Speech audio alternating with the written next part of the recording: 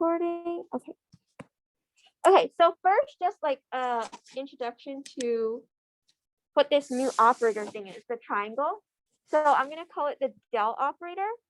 And so when you have three variables like x, y, and z, what this del operator is saying is that you're doing the partial with respect to x, with respect to y, with respect to z. And overall, like the big picture is that you're going to go from these scalar functions. If you take the gradient of a scalar function, it gives you out a vector field. Then you take the curl of that vector field and it gives you out a vector field. Take that and take the divergence and then it gives you a scalar function. So this is like the broad like overview of like the structure. And so then you have the formulas. So given some vector field f, the first component we call m, then n, then p.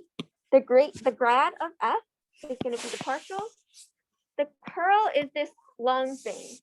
So how do you better remember what this long thing is? We can think about the determinant. So you could do the determinant of, you write the first column is ijk, then the second column is your partials. The third column is your like components in your vector field function. So like m, n, p. And you take the determinant of that and that will give you this curl thing. So you don't have to like memorize partial of p with respect to y minus partial n with respect to z. You can just remember what this matrix is and take the determinant. Note that the order of this curl does matter. So you can't have this term first.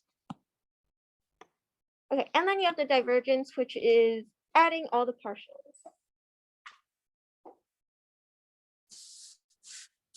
Okay, so that was for if you have three variables, x, y, and z. What if you only have two variables? What happens then? So for n equals 2, you can think about making the third component, our p, making that 0. And how would that affect our original definitions over here? So this was for n equals 3, our definitions. So when you have just two variables, x and y, for the gradient, the last component becomes 0. For the curl, when you do these partials, they end up becoming 0. So that's why this becomes 0, 0, and you're just left with the k component. For the divergence, you have an x term, you have a y term, but there's no z term, so that cancels out, and that would be 0. And so that's how you go from the 3D version to the 2D version of your formula. Any questions on that?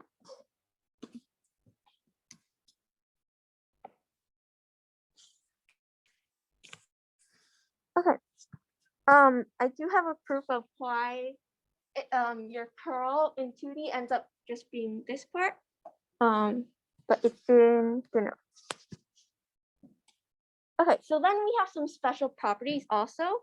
So we have this overall chain, and there's two special things. If you do the curl of the gradient, that specifically will give you 0. And we can always check that things make sense, because if you start with a scalar function f, then you take the gradient, you get a vector field. So this thing in parentheses is now a vector field. Then you take the curl of that, which gives you out a vector field. So specifically, it is a vector field, but it gives you 0. And then it turns out that if you do the divergence of the curl, you'll also get 0. So these are our two special properties. Okay, so we see that if f here, let's call this capital F, if f is a gradient, then the curl of this capital F gives you 0. That's what we see now. But there might be a question, like a natural question that comes up is, does it go the opposite way? If the curl of some function equals 0, can you say that that function is a gradient? What do people think? Should it be yes or no, probably? So if you have the curl of f equaling 0, do you think you can say that that function f was a gradient? No? Okay. So let's check. So what would it mean if and only if were true? That would mean that, let's look at what the right hand side says. Curl of capital F equals 0. That means that this curl of F, which I rewrote the whole expression again. If this whole thing equals 0, that means each component has to equal 0.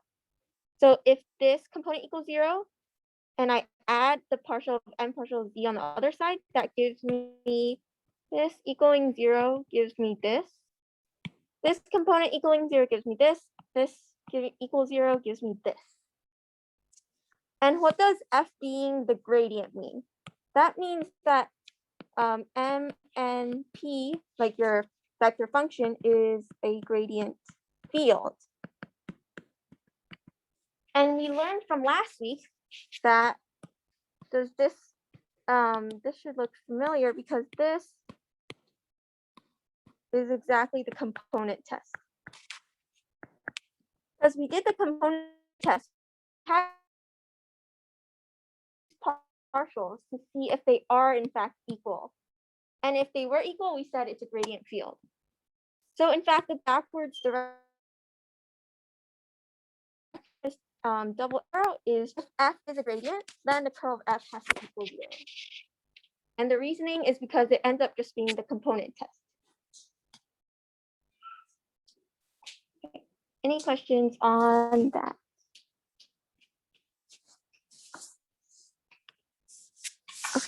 Okay, so then I guess this week we're now focusing on a specific kind of curve. So this curve is going to be called a simple closed plane curve. For simple means that it can't cross itself. So your curve can't be like an infinity sign. Closed just means that it has to start and end at the same point. And then a plane curve means that it lies in the same plane, like an XY plane, for example. And so from now on, we're going to focus on these types of curves. But first, let's look at the 2D version of curl and divergence again. So the K component of the curl, if we had the K component of the curl means that you have this entire curl and you're multiplying by 0, 0, 1, or dot producting it. So you're just left with the K component. So curl F dot K is just that last component there. The divergence of F, we saw if there's only two variables, this becomes 0, and you just have this partial plus this partial. So here I have a bunch of examples. If we have this vector field function, which we saw last week was the uniform expansion, or if they have negative signs, it'd be compression. Notice that this curl, if you calculate it, it's 0 and the divergence is 2c. So think about what the interpretation of the curl being 0 might mean and what the divergence being 2c means. And let's look at another example to see if we notice any patterns. Okay, so if we have this other function, it's going counterclockwise, rotation. If we calculate it, the curl would be 2c, but the divergence is 0. Okay, so does anyone notice any patterns about what the curl might tell us and what the divergence might tell us?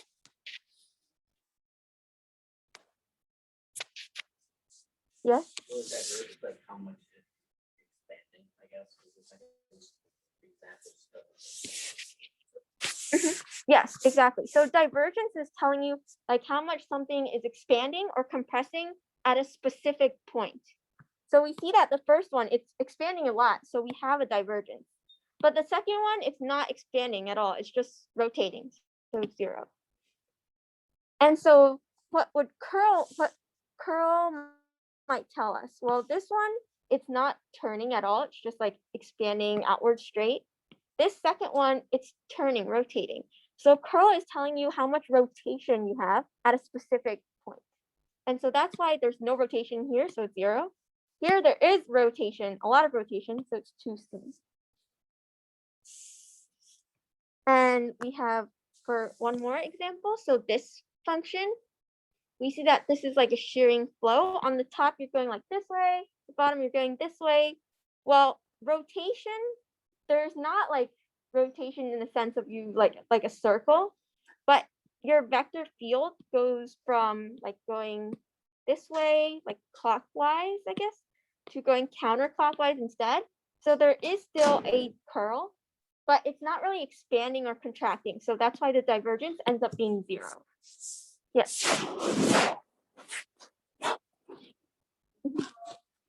That would not be curl. So it'd be 0. Does the side of the curl have anything to do with, like, I guess, the friction of it, or like not really? Mm, Like in the third example of like me knowing nothing about curl, they're going against each other. so curl defines like counterclockwise rotation. So like a positive curl is like counterclockwise. But we notice that this curl we're going clockwise, so it's just negative. Clockwise. Okay. Yes.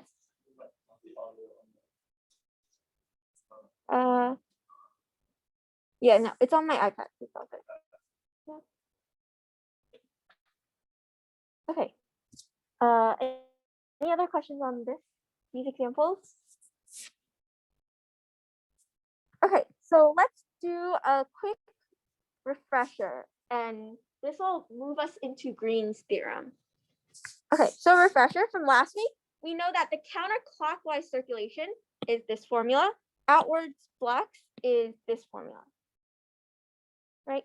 So we have an example here.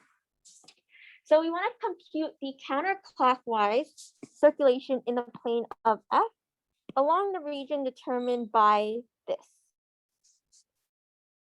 Okay, so I drew out our region. So we have x greater than equal to y squared, and y is greater than equal to x squared. So we have this shaded, highlighted yellow region. Now use last week's methods of parameterization. The only way we can do this, the only way we can find this circulation is we have to break it up into 2 integrals because we have 2 different paths. We have to take the green path first, then we have to take the orange path. And so your integral should be the green integral plus the orange integral.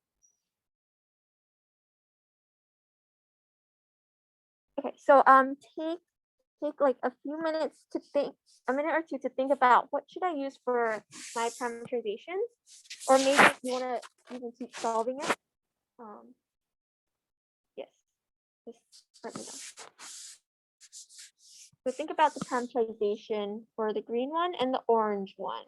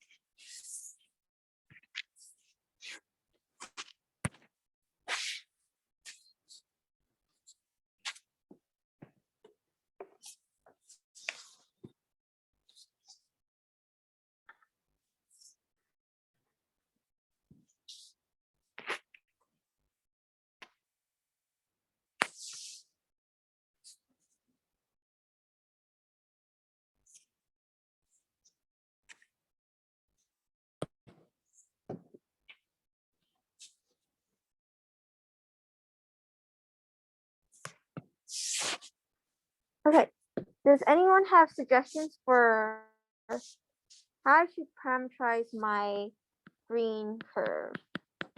What should I do?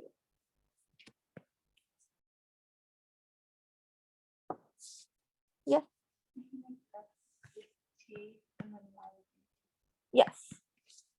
That's the easiest parameterization we could do because you just pick t, your variable as t, and then y is just x squared or t squared. That's good. What about my orange path? And we can be slightly clever with this parameterization. So let me actually, for the orange one, if we made y, so we saw in the green one, we had y equals x squared, and we made this like squared thing our t. Here we have x equals y squared. So what if I made my t our y term? So if I made t y, then x is y squared or t squared. And we have to be careful though here.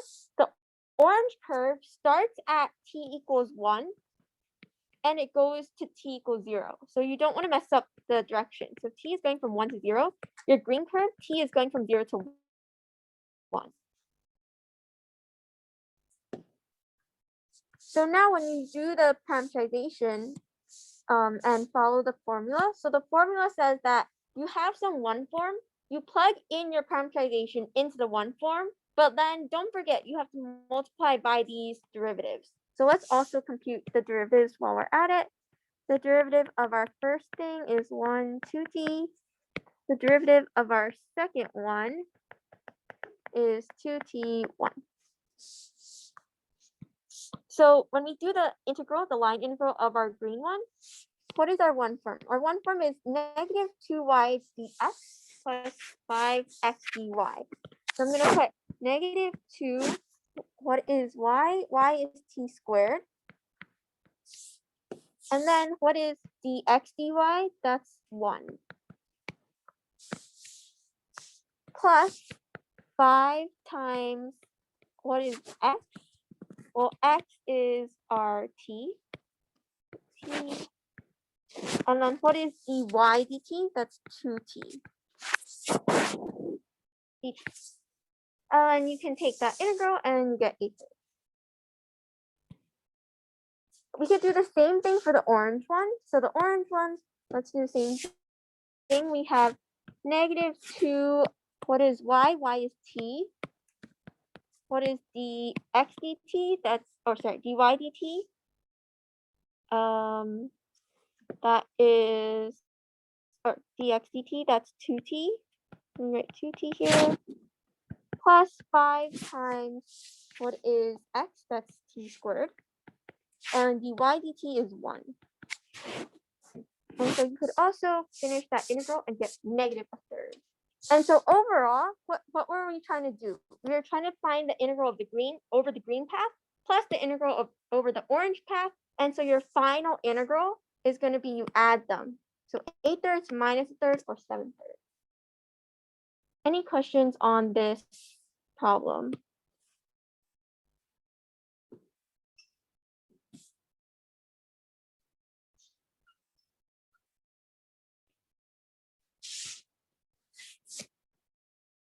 Yes.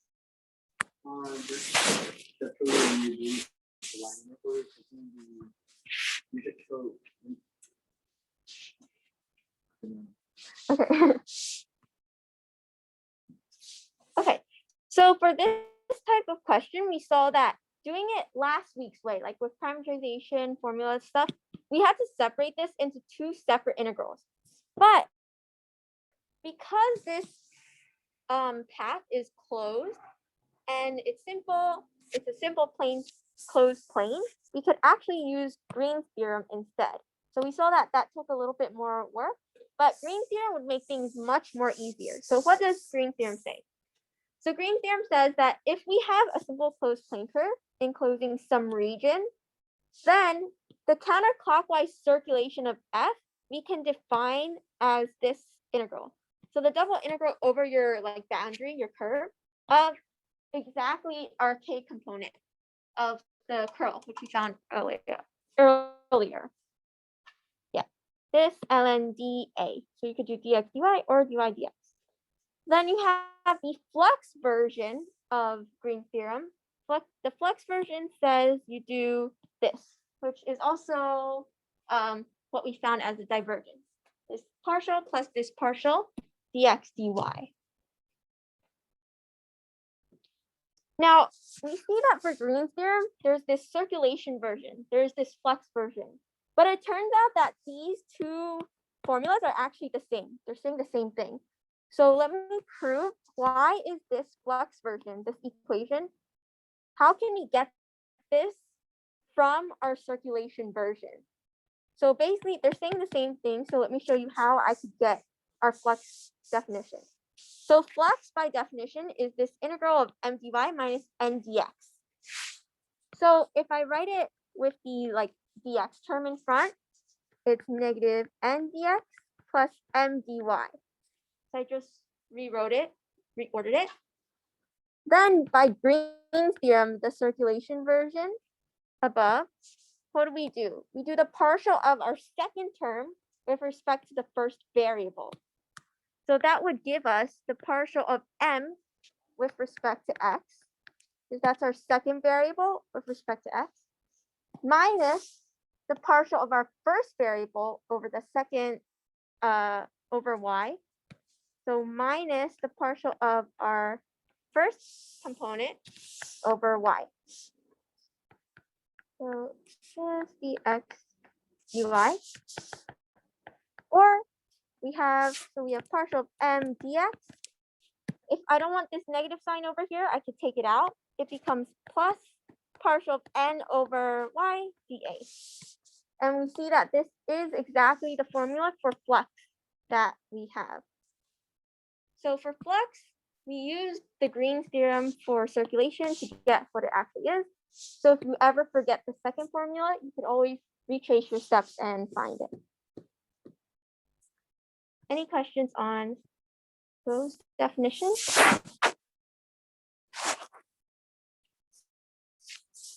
Okay, and when can you use Green's theorem? So I mentioned that it has to be a simple closed plane curve. So in order to use Green's theorem, you should check that your region or your curve doesn't cross, so no infinities. It's closed, so it has to start and end at the same point, and it should be on the same plane, a planar curve. What else do we need? Well, we need a simply connected domain. So what does simply connected domain mean? It means that it has to be one, connected, so like everything's together, and two, there should not be any holes. So I have a few examples, and I believe there's a practice problem question on this too. So let's do an exercise. Do people think this is connected? If you think this is connected, raise your hand. This first one. If you think this is not connected, raise your hand. Okay, let's check the criteria. Wait, sorry. Not like, is it simply connected? Is what I meant to. Okay, no. Yeah, sorry. I should have specified. So it's not simply connected because there's no holes.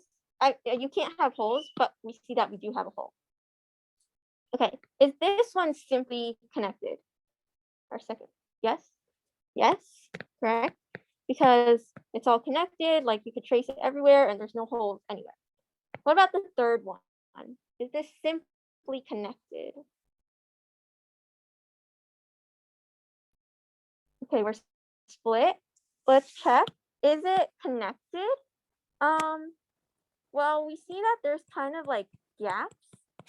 But actually this one is weird because imagine you have like so you have these three blocks and you have this lasso and you lasso them all together. Then it becomes like an eye. And so that is connected and there's no holes. So this is actually simply connected.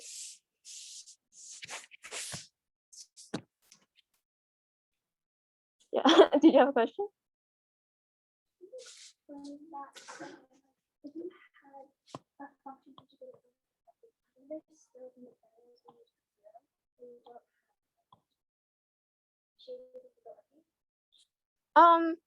Well, you could like take the integral over, like if you like connected them all together, and take the integral over, like if you're parameterizing it. Well, like, okay, not even. So like now this is like this one eye, and so your starting point and ending point, like we could put this green dot, and they are the same. So this is technically still a simply connected domain, and it's a simple closed planar curve. It's not crossing anywhere, starting and ending at the same point, and it's all on some flat surface. Okay, what about the last one? Is this simply connected? No, because we see that there's a hole here. Okay. Any questions on that exercise? Yes. You can say that the third one is, you say that there's three separate. Yes, but to use Green's theorem, like it has to be one single like path like that is connected. So the way we want to think about this one is we want to imagine like putting them all together, and it gives us this I, and then we can use Green's theorem. Otherwise, you could do the last week's version where you parameterize this, then parameterize this, and parameterize this. So the last example we just did, right? This one, we had to do a bunch of steps. We did like the green parameterization and the orange parameterization. We had to find those integrals, add it up, etc. That took a little bit of time. Instead, we could use Green's theorem for it. So what does Green's theorem say? It says that we can take this integral and do partial m over x minus partial m over y dA. What is m? M is our first component, so that's negative 2y. N is our second component, or 5x. What do we need? We need the partial of m with respect to y, that is negative 2. Partial of n with respect to x, well, that will give you 5. So let's start plugging things in. We have 5 minus negative 2 dA. And we could do this double integral like the normal way with dx dy. So we could take y from, so here's from like a few weeks ago. You draw a line in increasing y direction. Which line do you pass through first? The green one. So that's y equals x squared. And then you exit at y equals square root x. Out of all possible increasing lines, vertical lines, what's the smallest x value? That's 0. And the largest one is 1. If this 1 wasn't as obvious, how could we find where this, like the maximum x value is? Yeah, we set them equal to each other and find that x value. Okay, and so we have this integral, and we can also keep doing integration, and we get the same answer. So we see how much simpler that was, because now you just have integral of 7. You could take this integral and keep solving, and you just have to deal with one integral. Okay, any questions on that?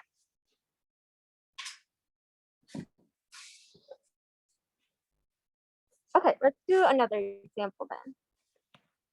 So it says, find the flux of this vector function, yi minus xj, out of each side of a dodecagon. So 12-sided polygon with positive flux in the direction of the outward unit normal. Okay. Let me give you 2 minutes to think about this. And you could also probably get an answer quickly. So that's a hint that it shouldn't require too much work for this question.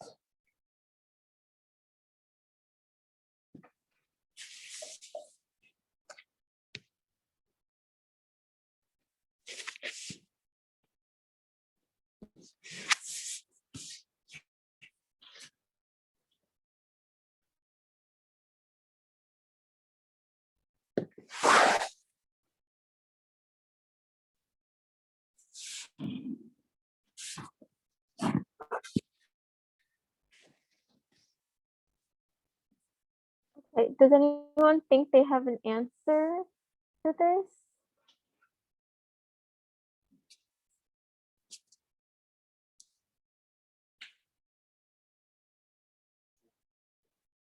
Yeah, 0.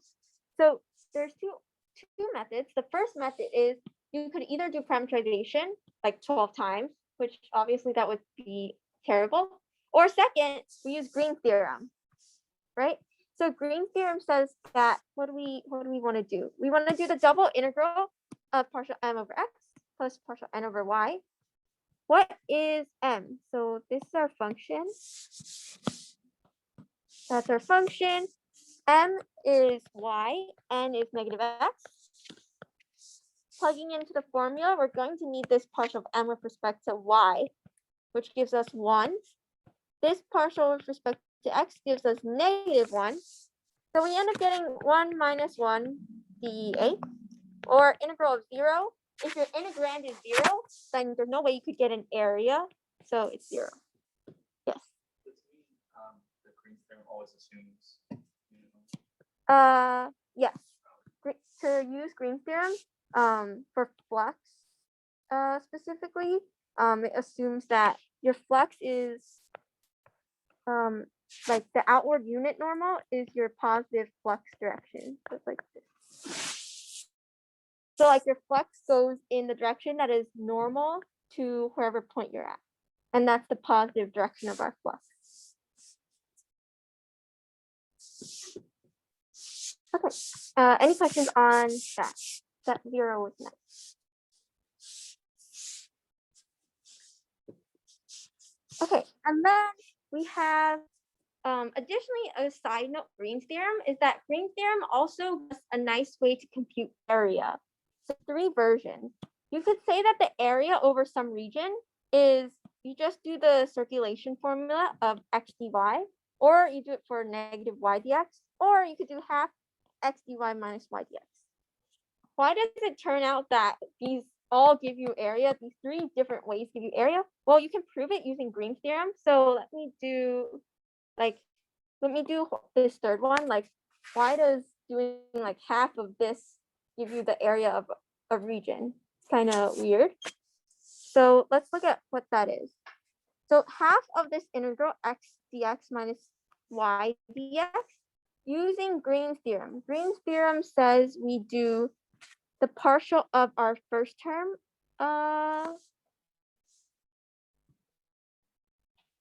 over x. Okay, this is for partial of the first term over x plus minus, wait. Oh yeah, these are just like written a bit. Let me write it as the 1/2 the y term, the dx term first, and then the dx term, and we follow the Green's theorem formula, which says you do the partial of our second thing with respect to x. So partial of the second thing with respect to x minus negative of the partial of the first thing with respect to y. And so the negatives will cancel out. And then you have that this has to be 1. This also has to be 1. So you get integral of 2. If we bring the constant out, we see that the 2's cancel, and you're just left with the double integral of dx dy. And what do we know about the double integral of 1 dA? That's the area of any region. So that's why these 3 formulas all work. Any questions on that?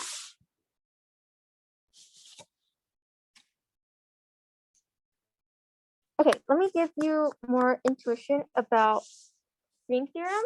So if we have some region in the first quadrant like this, where your starting and end point are both the same, right? So we can use Green's theorem. It's a region. It turns out that this integral, so the line integral over this path, it's going to give you 0. Why is that? So we want to think of Green's theorem as we're kind of doing like the integral of d theta. So we're kind of looking at the change of theta. So let's imagine we start at our blue point, and that's like a theta value of like some positive value. As we move through our, so counterclockwise, as we move through our curve, so like at this point, our theta is smaller. So this was some larger theta, our theta got smaller.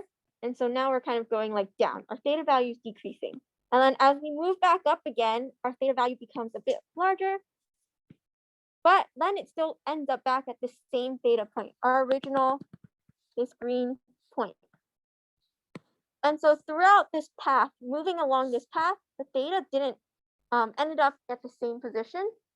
And so that's why this integral would end up giving you 0, because there's no change in theta. But let me compare that to this version. Now we have some path, but it crosses the origin. So this is this makes things different. Why? Because say we have our starting point here at the blue one.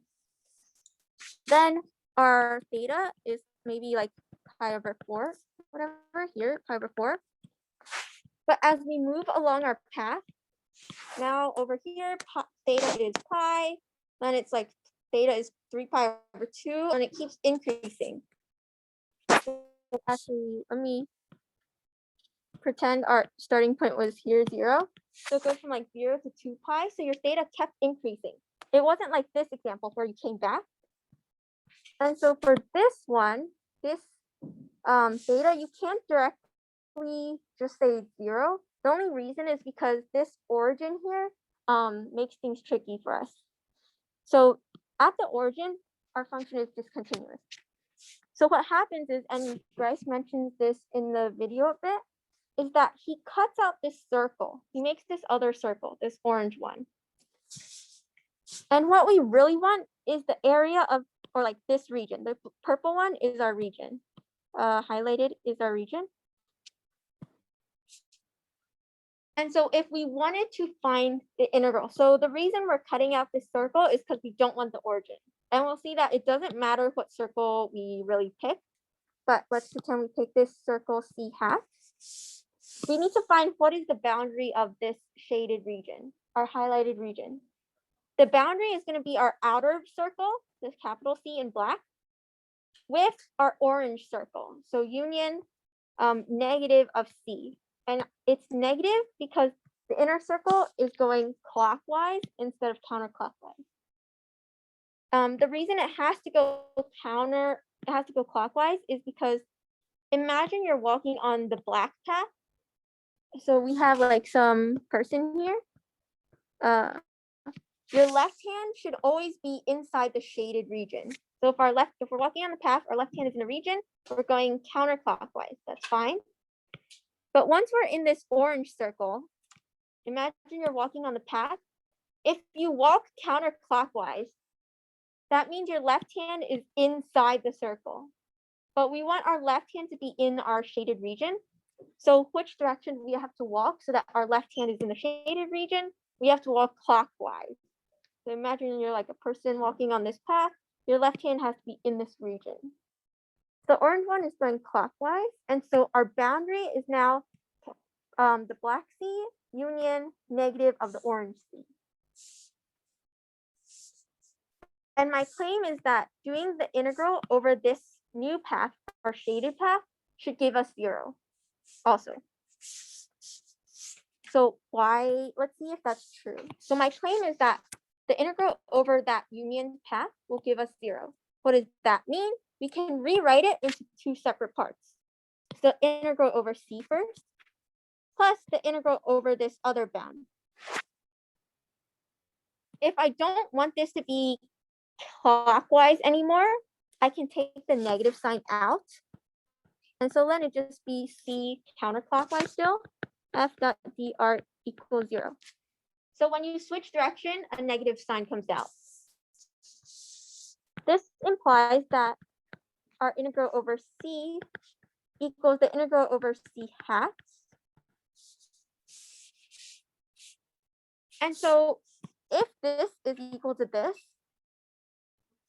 then when we do our actual original integral, you get the same number minus the same number, which always gives you 0 no matter what. And you might say, what if we change that orange circle, that smaller circle that we cut out? Like, what if we made it bigger? Or what if we made it smaller? Nothing would happen. We'd still get 0. The reason is because our parameterization for C hat would change. But that would also therefore change the integral over the normal C, because we said that they're equal to each other. So if we change this if we change the green one, then it also has to change the yellow one. And so the changes would end up canceling out and you still get that it's 0. Okay, that was it. But any questions before we do break? Just, why would the circulation be? So the circulation, I get it mathematically. oh, circulation is like the tendency of your vector field to flow on the curve. So I guess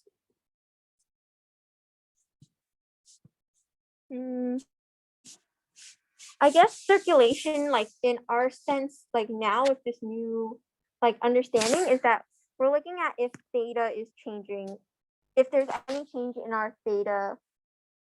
Wait, sorry, this is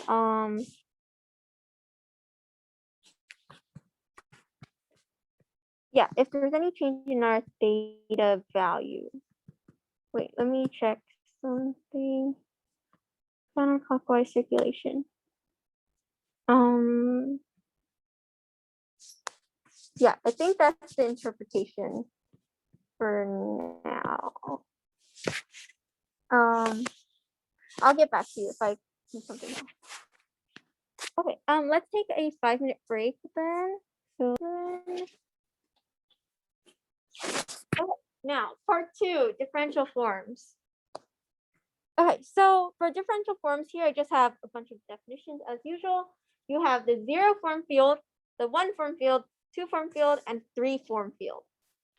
So 0 form field is just like the scalar function itself, f.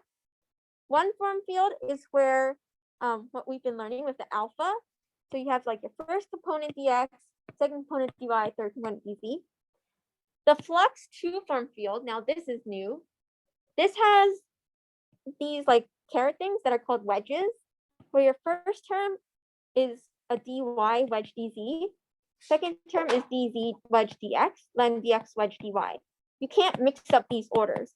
So you can't say like if you had this dx, like dx d wedge dy up here and some number, this number here is not your first component, it's your third component still.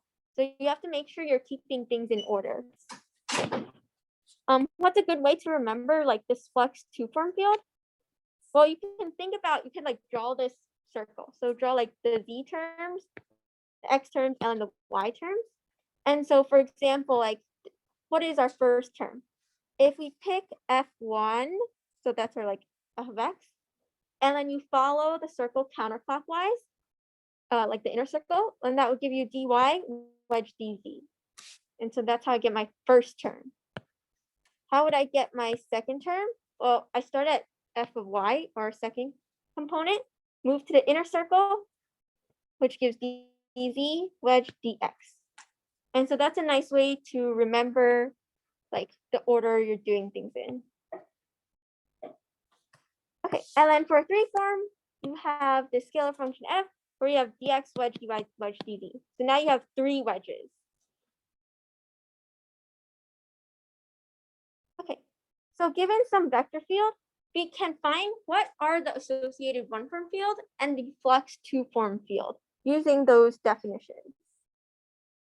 So we have this vector field, negative x squared plus zi plus yk. So based on our formula for 1 form field is f1 dx. F1 dx plus f2 dy.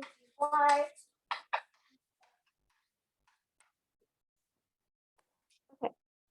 Does anyone want to just say what my associated 1 form field should be?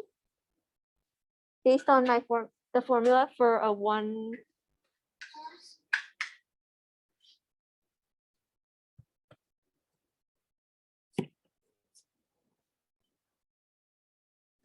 Square dy z dx minus 1. Oh wait, sorry. You said dx y d z. Yep. Where am I? Oh, plus. Yeah, so the associated one form field is z dx minus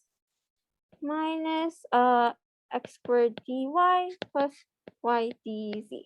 And so you caught that little switch where I named these, like I put the j first, l and the y first, the j first, l and the I first, so that you don't directly just say, oh, this is x squared dx plus z dy plus y dz.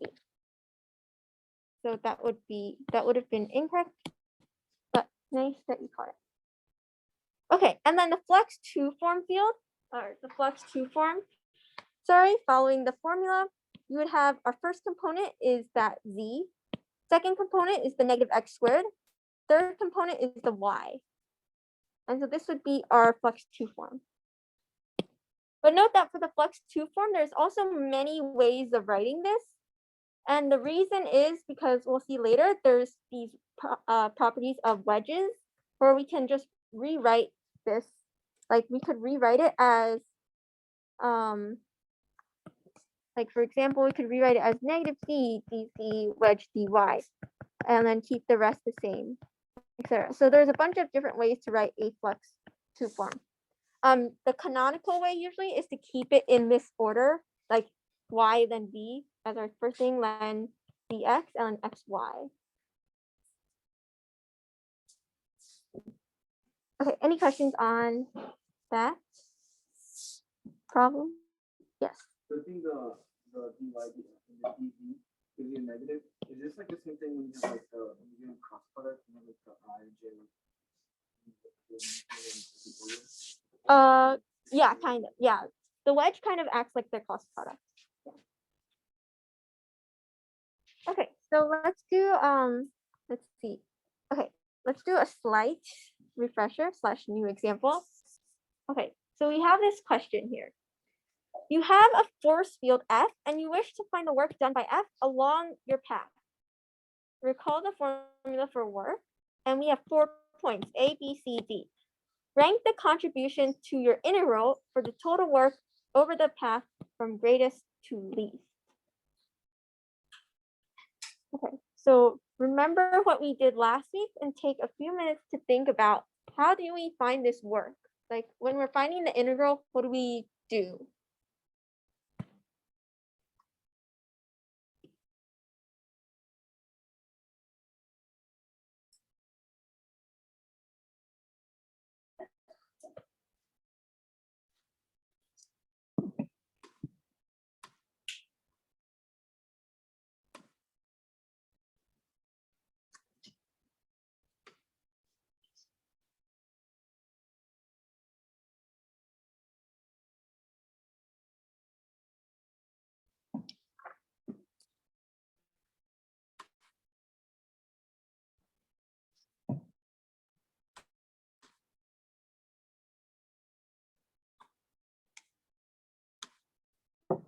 Okay, does anyone have any thoughts?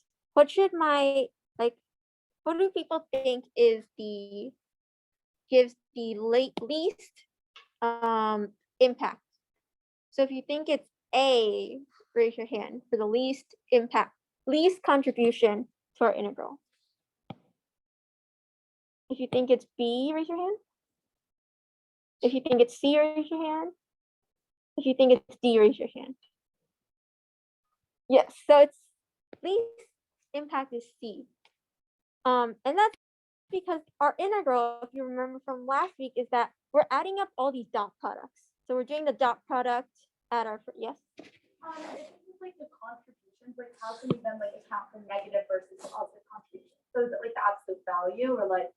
Well, so negative, that would be, you're working like against, so that would be like not a good contribution. Negative is not. So then what is that not be the last one? But this is still, Like that one contributes nothing, but then B would contribute negative. right.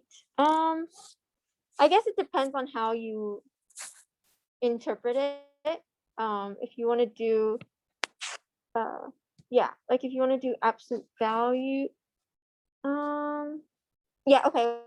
Actually, it might be absolute value. I'm not too sure. Let me explain. So like C, we know it's 0 because it's orthogonal.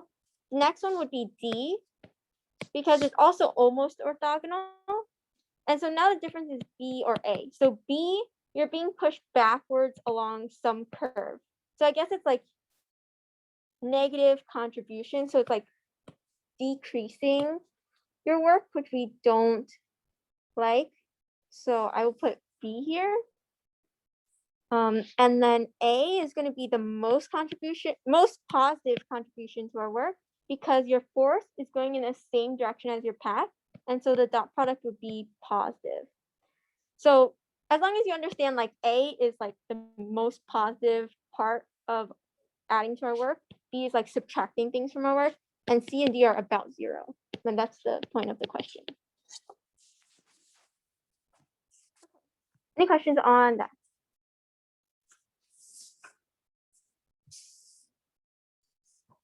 Okay, so then we have all these different like forms, the 0 form, 1 form, etc. Any m form can eat m vectors and return a scalar. So now we have a bunch of different cases again. So if you have some vector field and you have a 1 form field, it can eat 1 vector, u, and it spits out a scalar. If you have a 2 form field, then you can eat 2 vectors and you still spit out a scalar. How do you get that scalar? You could either do the cross product of those vectors first and dot product with your field, or just do the determinant. If you have a 3 form field, now you have 3 vectors you can eat, and it still spits out a scalar. And so those are our 3 versions. So let's do an example. So we have compute this like product where B or beta is this field, this 2 form field. It's a 2 form field because we have like 2 wedges, you can think of it. Our point is 2, 1, 3, and we have 2 vectors because we can eat 2 vectors. Okay, so how would we do this question? Well, we can follow the formula. So we know that this is a 2 form field. How do we want to write the field? So recall that the standard like canonical form for 2 form field is we have the dy dv, then dz dx, dx dy. So we want to keep that order the same. So that would give us the 3x minus e. There's no dz dx term, so 0. And our last thing is this term. So we want to compute this. So now we have let's do the determinant way since that's simpler. So we take each of these components, evaluate them at our point, and on these columns we put in our vectors. So this was the u vector and this was the v vector. And then you just take the determinant. So that determinant, if you like solve it out, you'd get 66. Any questions on that?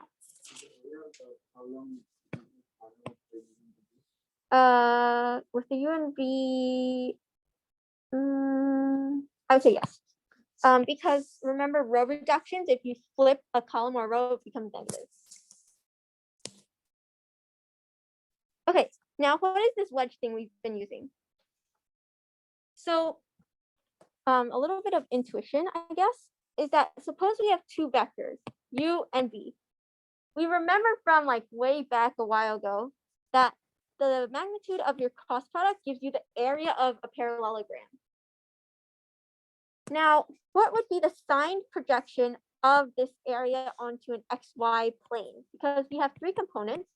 So you can imagine things in like a 3D space, like imagine a cube, and you want to project it all down to the xy plane.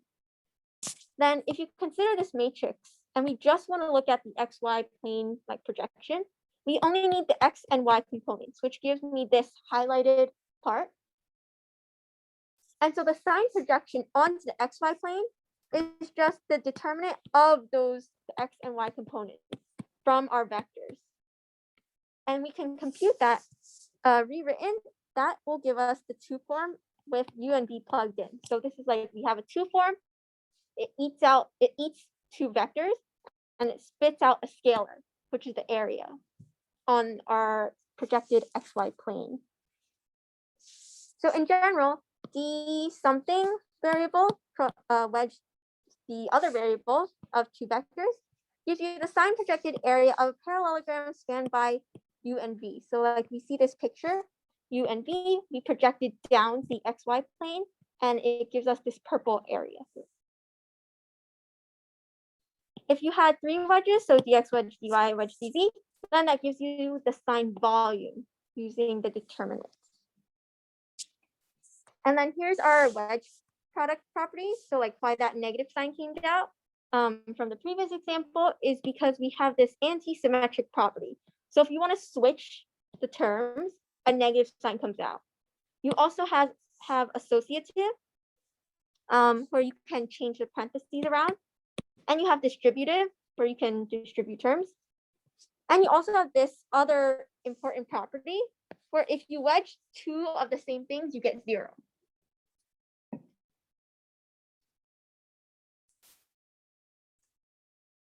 Okay, so let's do an example. So if it said, what is the area of the projection parallelogram spanned by u equals this and v equals this on our yz plane?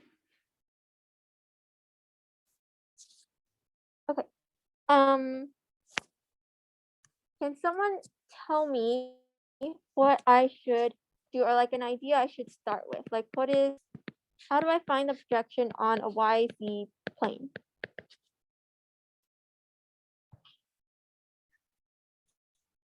Based on the fact that we know the projection onto an xy plane is this. So what would the projection on the yz plane be? Yes.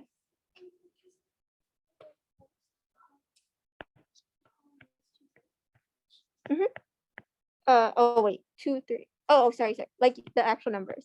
Yes. 1, 2, 2, 3. Exactly.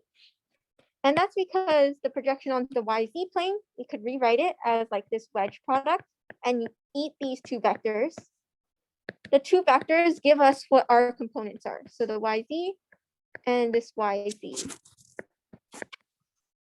And so this gives us -1, or we know that area can't have a negative, like you can't have negative area. So we take the absolute value. Any questions on that? Okay, and one question is, what do you think is dy wedge dx wedge dy? Like thinking, or yeah, like what do you guys think it is?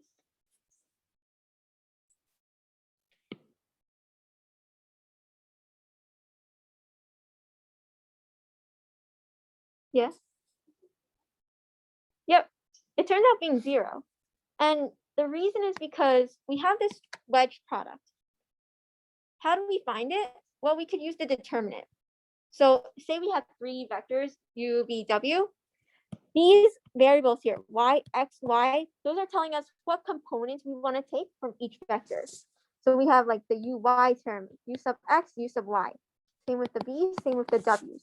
You notice that this column, or this row and this row are the same. And when you're doing the determinant, well, if we row reduced it, we could do like row 1 equals row 1 minus row 3. You get a row of all zeros, and so the determinant ends up being 0. And this makes sense because if you have 2 vectors, the volume spanned by 2 vectors, there's no volume, it's flat. So this makes sense because the volume spanned by 2 vectors should be 0 if you only have 2 vectors. Okay, any questions on that?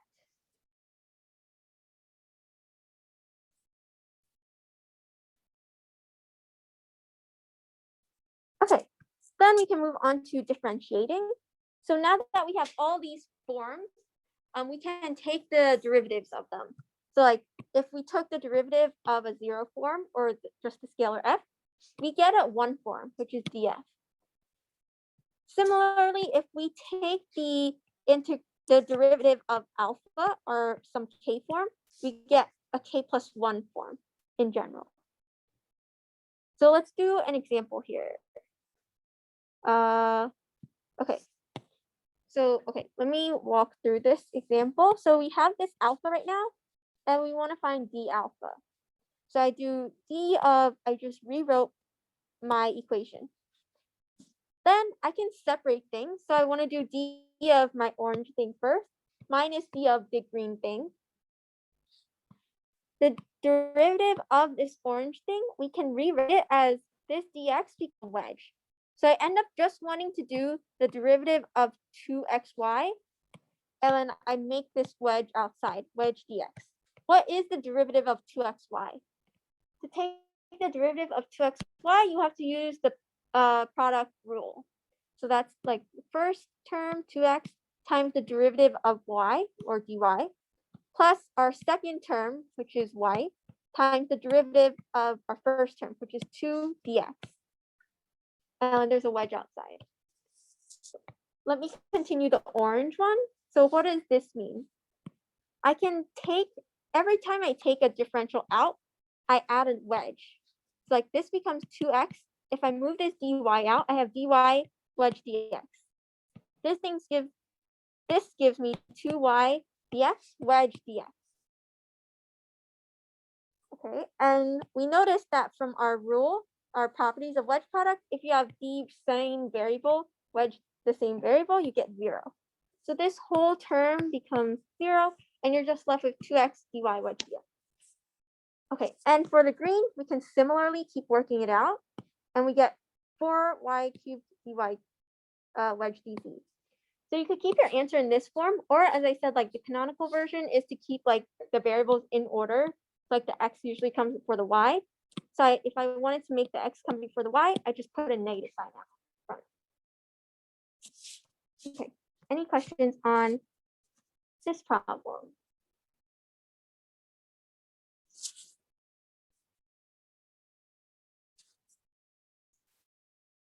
Okay, so then I have a long example. Okay, let me actually show this here. Okay, let me show it here just to show you how much work this question requires. You're given some 2 forms. You want to find the derivative. We do everything like we did in the last example. You like take the derivative of each term, like actually find a derivative, take the differentials out to make sure you have the correct wedges, simplify those wedges, etc. We see it's a lot, and we end up getting 2y dx wedge dy wedge dz. So that was a lot of work. Or something happens about, there's some things we can observe. So for any scalar function, the derivative of a 0 form is the one form associated with your gradient, which we saw. Like the derivative of any k form field, you get the k plus 1 form. And so the derivative of a 1 form, you get the curl. Derivative of the 2 form field, that will be associated with the divergence. So now going back to the problem we just did, that was required a lot of work, simplifying, etc. But what if we notice that this is a 2 form field? Specifically, it's a 2 form field where f is v squared, negative y squared, and x squared.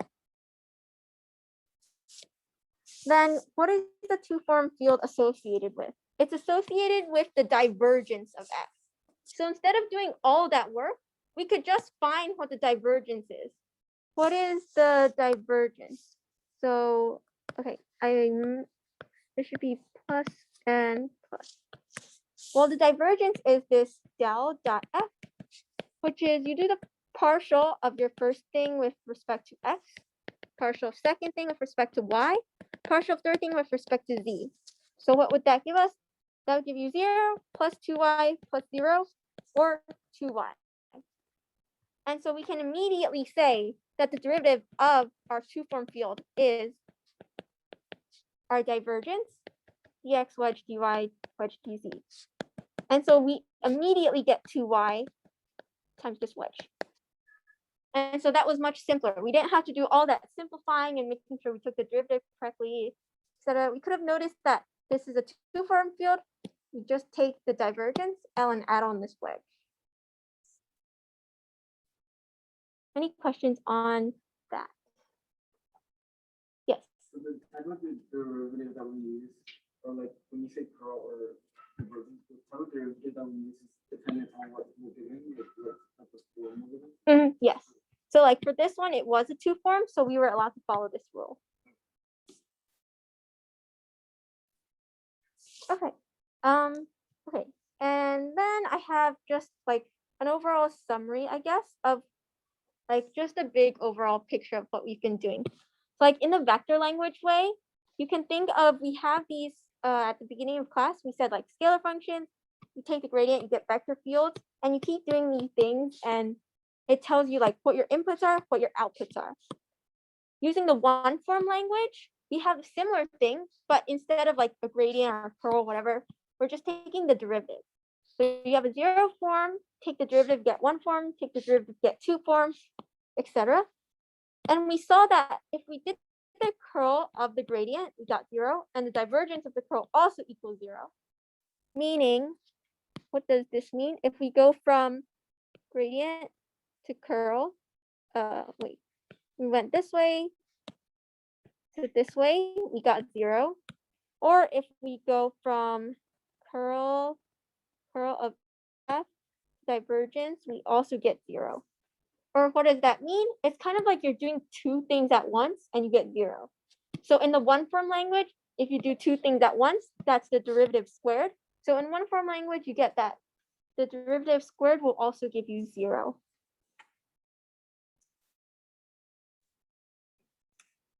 Okay, so based on this graph is very helpful.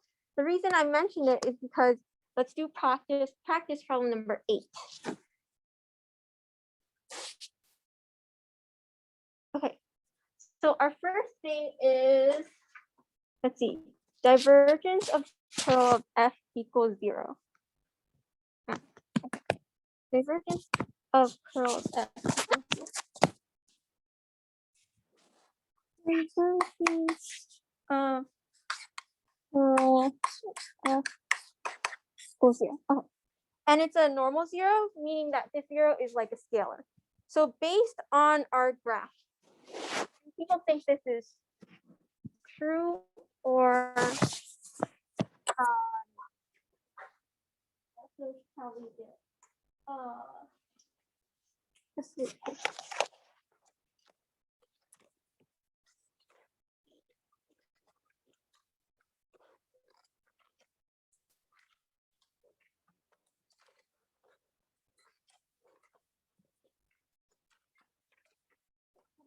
Do people think it's true? Yes. No. Yes. Because we already saw that is true. Divergence of curl equals 0.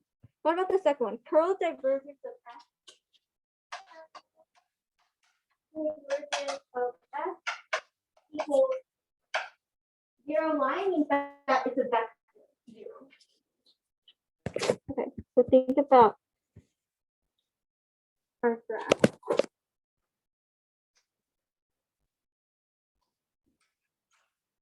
Okay, if you think this is true, raise your hand. If you think this is false, raise your hand. So this is false. And actually, it's like completely inaccurate, because what is divergence of capital F doing? Capital F is some vector field. So we start here. You do the divergence of it outputs a scalar function. So at this point, you do the divergence of F, you get some scalar. But can you do the curl of a scalar function? You can't.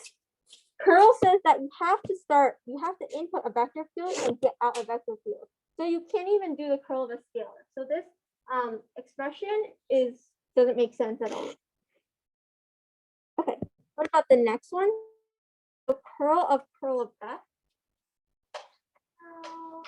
curl. Here.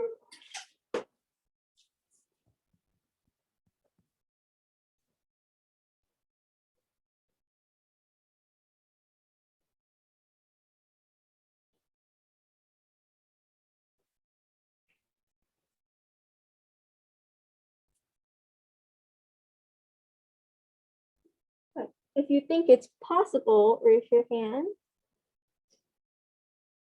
If you think it's not possible, raise your hand. Okay, so this one, let's check. So curl of f would give out a vector field. So we have a vector here. And then curl of the vector, that's possible. It gives out a vector, and we do have a vector up here. But this question actually ends up being false. The reason is because you would actually have to compute what it's doing. So like if you have some vector field, like f of x, f of y, f of z. When you do the curl of capital F, well, by the definition of curl, so I'm using our exact definition, that will give me the partial of my third term p with respect to y minus partial of our second term with respect to z, and that's our I term, plus the partial of x with respect to z minus partial of z with respect to x, that's our j term, plus this thing. So I'm just writing down the formula. Okay. So that's curl of f. That's our inner parentheses.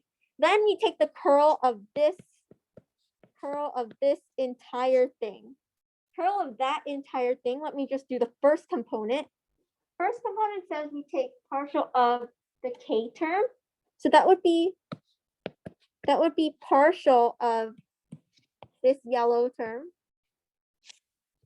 with respect to y minus partial of the n term with respect to z. Okay. Minus, wait, sorry. Partial of, that's our I term. Okay.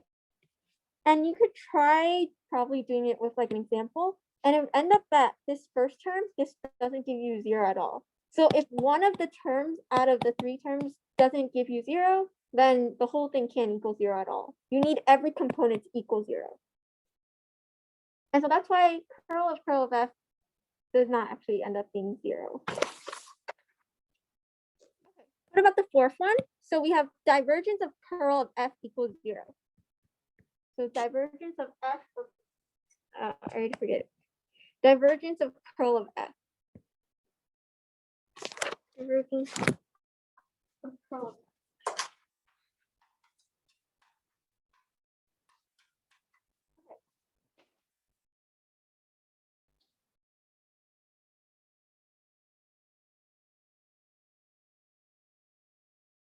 If you think this is possible, raise your hand. If you think it's not possible, raise your hand. Okay, so let's check to see if it's like reasonable at all first. Like just to make sure the inputs and outputs are correct. Curl of f. So you start with some vector field function. You do the curl and you get a vector field out. So at this point, you have a vector. Can you do the divergence of a vector? Wait, divergence. Wait, sorry, what was this question? Number. That was an important part. Can you do the divergence of a vector?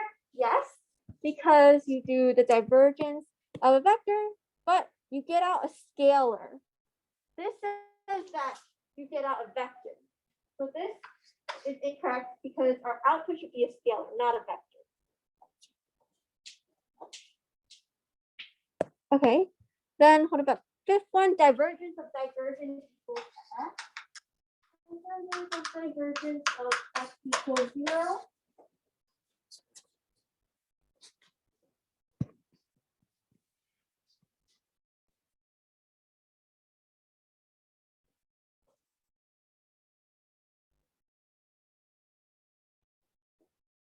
Okay, if you think it's possible, raise your hand. If you think it's not possible, raise your hand. Okay, would anyone who thinks it's possible like to explain? Or would, okay, Divergence gives you a scalar. And so, for a divergence, you so if when you're doing the second one, so if you have a scalar, so if you have a scalar and so it's not possible. oh, yeah, that makes me laugh. Yeah, your explanation makes sense because divergence of F gives out a scalar, but you can't do divergence of a scalar. You can only do divergence of a vector. So this thing has to be a vector, so it's not possible. It doesn't make sense to do divergence of a scalar. Okay, and then the last one is you're doing the del of the F equals 0.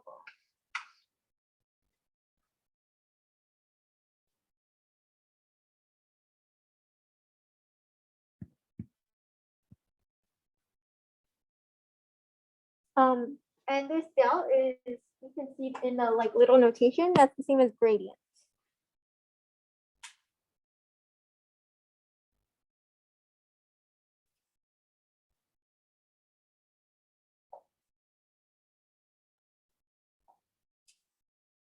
Okay, if you think it's possible, raise your hand. If you think it's not possible, raise your hand. Okay, so it is possible because we can check the inputs, right? So divergence of a vector field gives out a scalar, that's fine. And we can do the gradient of a scalar and it gives out a vector, that's fine. Now, is that vector 0? So we could, you can think of like an example. F is this function here. This plus this, J plus this K. When you do the divergence, you get, so you do the partial of this with respect to X, which gives you 2X, then partial of the second thing with respect to Y, then partial of the third thing. So that gives us 2X plus 2Y. Well, then the gradient of this divergence would be the gradient of 2X plus 2Y. Gradient would give us 2, 2, 0, but 2, 2, 0 is not 0. So it turns out that this divergence did not give 0. So it is possible because the inputs and outputs match, but it's false. Okay, any questions on that? Okay, with that, then recitation is over.